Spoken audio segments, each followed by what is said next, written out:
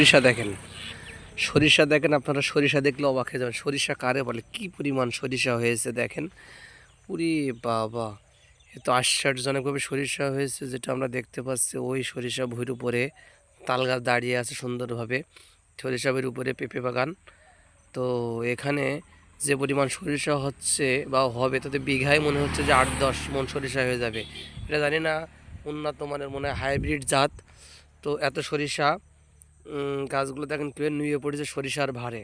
তো আপনাদের সরিষা কী পরিমাণ ফলন হয়েছে এটা দেখানোর জন্য আপনাদের সামনে হাজির হলাম। তো এখানে যেটা হচ্ছে, এই সরিষা তো খাঁটি তেল, যেটা আমরা নিজেরা চাষ করে খেতে পারি। এটা একটা ভিটামিন জাতীয় উপাদান, যেগুলো বাচ্চাদের গায়ে লাগালে, রৌদ্র রাখলে অনেক কাজ হয়। সেটা তো তাই নয়, এটা হচ্ছে যে সরিষার ঠান্ডা থেকে, এখন যে বর্তমান ঠান্ডা, সেটা থেকেও রোধ করে। এবং সরিষা আমরা বাটা তরকারিতে খেয়ে থাকি। এবং সরিষার তেল, এটা খুবই উপকারী।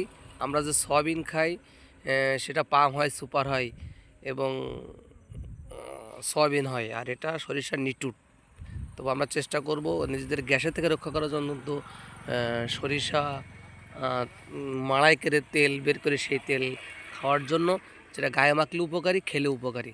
আর আপনারা দেখুন না কী পরিমাণ সরিষা হয়েছে, আশ্চর্যজনক ব্যাপার। এটা উন্নত জাতের খুব ভালো সরিষা হয়েছে। তো ভালো লাগলে সবাই লাইক করবেন, কমেন্ট করবেন, শেয়ার করবেন। আল্লাহ হাফেজ।